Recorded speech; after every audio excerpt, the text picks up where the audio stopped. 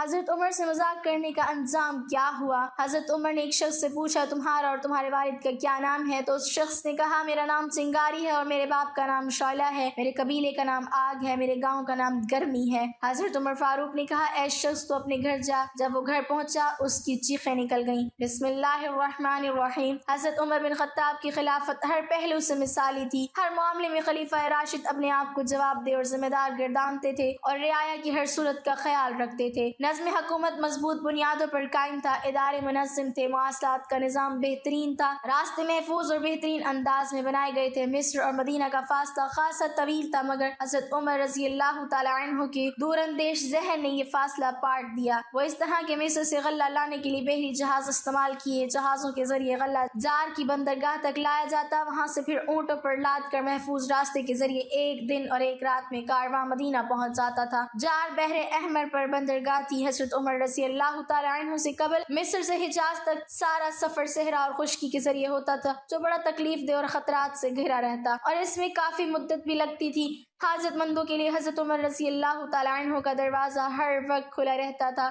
جو شخص آتا اس کی داد رسی کی جاتی تھی، کسی کو کسی دوسرے پر فضیلت نہ تھی۔ ایک اصول تھا کہ جس سے ہر خاص و عام واقف تھا، وہ یہ کہ جو زیادہ نیک اور متقی تھا وہی زیادہ مغرور اور محترم تھا۔ جس نے اعمال خیر اور جہاد اسلامی میں زیادہ خدمات سر انجام دی تھی وہی دوسروں پر فوقیت رکھتا تھا۔ اس کے علاوہ کوئی دوسرا معیار نہ تھا جس سے لوگوں کا مرتبہ متعین کیا جاتا۔ جب حقداروں کو ان کا حق نہ ملے اور صاحب استحقاق کے مقابلے میں با اثر لوگوں کو ترجیح دی جانے لگے تو فساد پھیل جانا فطری امر ہے۔ حکمران اگر یہ اصول پیش نظر رکھیں کہ جس شخص نے امت کے لیے زیادہ قابل قدر خدمات سر انجام دی ہیں اسی کی عزت افزائی اور قدر کی جائے تو اس سے بہت صحت مند رجحان پروان چڑھتا ہے۔ لوگ بھلائی اور خیر کے کاموں میں ایک دوسرے سے آگے بڑھنے کی کوشش کرتے ہیں اور نیکیاں برائیوں پر غالب آ جاتی ہیں۔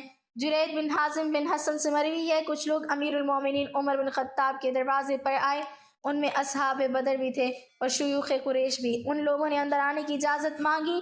اصحاب بدر میں سے صہیب، خباب، عمار اور بلال کو اندر آنے کی اجازت مل گئی، جبکہ ابو سفیان، حارث بن حشام اور سہیل بن عمرو کو باہر انتظار کرنا پڑا۔ یہ سبھی بزرگ فتح مکہ کے بعد مسلمان ہوئے تھے۔ اس صورتحال کو دیکھ کر ابو سفیان نے کہا آج کے دن سے زیادہ میں نے اپنی بے قدری کبھی نہ دیکھی تھی۔ رؤسائے قریش باہر بیٹھے ہیں اور غلاموں کو اندر بلا لیا گیا ہے۔ یہ سن کر سہیل بن عمرو نے کہا اے سرداران قریش، میں نے آپ کے چہروں پر ناراضگی کے آثار دیکھ لیے ہیں، اگر غصہ کرنا ہے تو اپنے آپ پر کریں۔ سارے لوگوں کے سامنے اسلام کی دعوت پیش کی گئی تھی اور آپ کو بھی مخاطب کیا گیا تھا۔ وہ لوگ جلدی سے آگے بڑھے اور آپ پیچھے رہ گئے۔ آپ کو اس دروازے سے ان کا پہلے داخل ہونا ناگوار گزر رہا ہے۔ خدا کی قسم یہ تو کوئی بات نہیں، وہ تو اپنے درجات کی بلندی میں آپ سے اتنے آگے بڑھ گئے ہیں کہ اگر آپ اس کا احساس کریں تو اپنی محرومی پر کف افسوس ملتے رہ جائیں۔ پھر مزید کہا اے لوگوں، یہ سب اللہ کی راہ میں جہاد اور سبقت اسلام کی وجہ سے آپ سے آگے بڑھ گئے ہیں۔ اب آپ کے لیے ایک ہی راستہ ہے کہ تلافی مافات کر سکیں اور وہ جہاد کا راستہ ہے۔ شاید اللہ تعالیٰ آپ کو شہادت کا رتبہ عطا کر کے آپ کے درجات بلند فرما دے۔ حضرت سہیل اس کے بعد اسلامی لشکروں کے ساتھ شام میں جا شامل ہوئے اور میدان جہاد میں شہادت پائی۔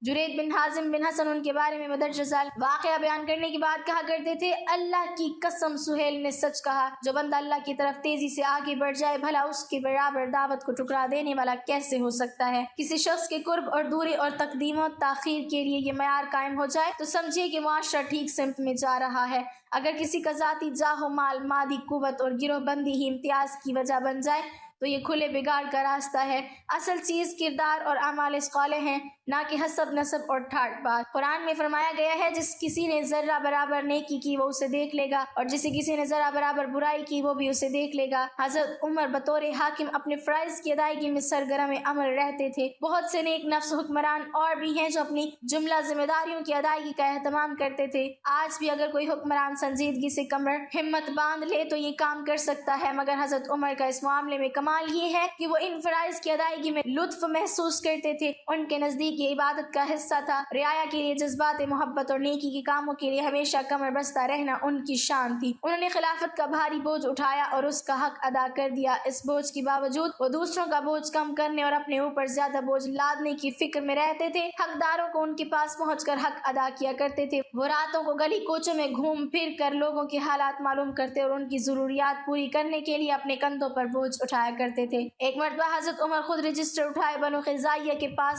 قدید नज़दीक पहुँचे और उनके वजीफे उन्हें देते हुए फरमाया ये उनका हक है।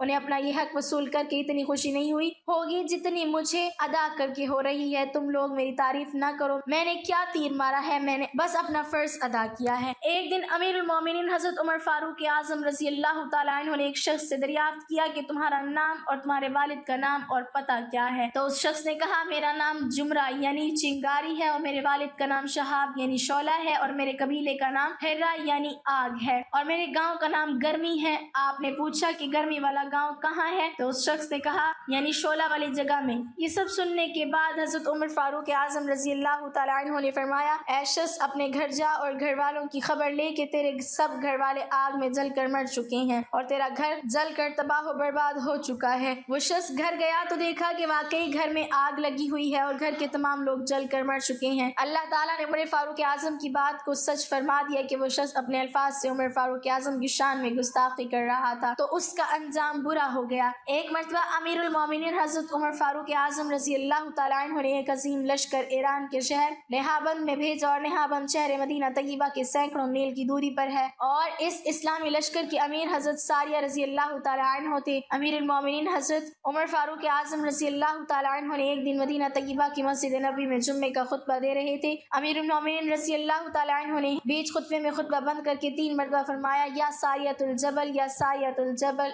या सारियतुल जबल यानी ऐ सारिया पहाड़ की तरफ देखो, ऐ सारिया पहाड़ की तरफ देखो, ऐ सारिया पहाड़ की तरफ देखो। मस्जिद नबी के तमाम नमाजी हैरान परेशान हो गए कि आखिर मामला क्या है कि अमीरुल मोमिनीन रजी अल्लाह तआला अन्हु ने खुतबे के बीच में खुतबे को बंद करके हजरत सारिया को आवाज दे रहे हैं जबकि हजरत सारिया मदीना तय्यबा से सैकड़ों मील दूर मुल्क ईरान के शहर नेहाबंद शहर में दुश्मनान इस्लाम से जंग कर रहे हैं। कुछ अरसे के बाद नेहाबंद से एक कासिद आया। अमीरुल मोमिनीन हजरत उमर फारूक आजम रजी अल्लाह तआला अन्हु ने उस कासिद से जंग का हाल दरियाफ्त किया तो उसने बताया कि करीब था कि हमारा इस्लामी लश्कर शिकस्त ख्वाजा था और हमारे दुश्मन का लश्कर हम पर कामयाब व कामरान हो जाता कि हमको एक आवाज सुनाई दी जो अमीरुल मोमिनीन की आवाज में थी कि ऐ सारिया पहाड़ की तरफ देखो। उस आवाज को हमने 3 मरतबा सुना। उस आवाज को सुनकर हमने पलट कर अपने पीछे पहाड़ की तरफ देखा तो दुश्मनों का एक लश्कर जो बहुत करीब था कि जो पहाड़ की तरफ से इस्लामी फौज पर हमला करने वाला है और उस वक्त तक हम उस लश्कर से बेखबर थे, लेकिन जैसे ही हमने आवाज सुनी हमने फौरन पहाड़ की तरफ भी हमला कर दिया।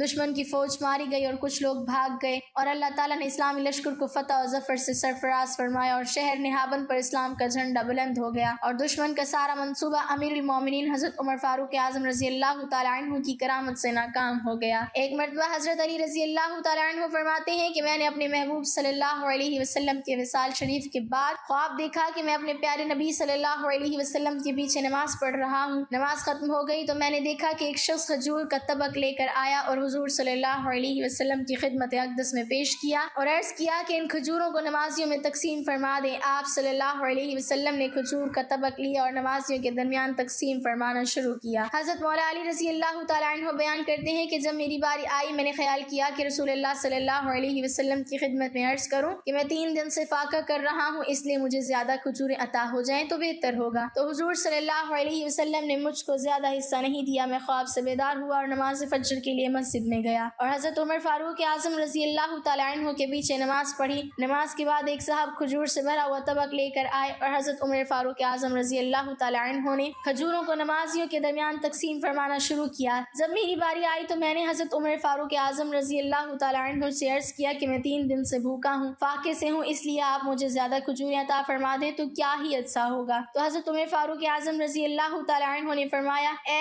अली रजी अल्लाह तआला अन्हु, अगर रात को रसूलुल्लाह सल्लल्लाहु अलैहि वसल्लम आपको ज्यादा खजूरें अता किए होते तो मैं भी आपको ज्यादा खजूरें दे देता। हजरत मौला अली रजी अल्लाह तआला अन्हु बयान फरमाते हैं, मैं हैरान हुआ और मैंने जो कुछ ख्वाब की हालत में देखा था वो सब हजरत उमर फारूक आजम रजी अल्लाह तआला अन्हु ने तमाम नमाजों के बीच मस्जिद में बयान फरमा दिया है। अमीरुल मोमिनीन हजरत उमर फारूक आजम रजी अल्लाह तआला अन्हु का दौर खिलाफत है और मदीना तय्यबा में ज़लज़ला आया। अमीरुल मोमिनीन हजरत उमर फारूक आजम रजी अल्लाह तआला अन्हु ने अल्लाह ताला की हम्द व सना की और अपने दुर्रे से जमीन को मारा और फरमाया فرمایا اے ایمان والو اللہ تعالیٰ نے اپنے نیک بندوں کو کتنا اونچا مرتبہ عطا فرمایا ہے اور زمین کو محبوب بندوں کے تابع فرما دیا ہے۔ دیکھیے کہ حضرت عمر فاروق اعظم رضی اللہ تعالیٰ عنہ کے حکم سے زمین ٹھہر گئی اور زلزلہ ختم ہو گیا۔ شان عظمت حضرت عمر فاروق رضی اللہ تعالیٰ عنہ کی ہے، تو آپ صلی اللہ علیہ وسلم کی شان و عظمت کو کون سمجھ سکتا ہے؟ تو ناظرین یہ ہوتی ہے اللہ والوں کی شان۔ اللہ تعالیٰ سے دعا ہے کہ اللہ تعالیٰ ہمیں صحابہ اکرام کے بتائے ہوئے طریقوں پر زندگی گزارنے کی طاقت و توفیق عطا فرمائے، آمین۔ ناظرین کمنٹ باکس میں اللہ تعالیٰ کے 99 ناموں میں سے ایک نام ضرور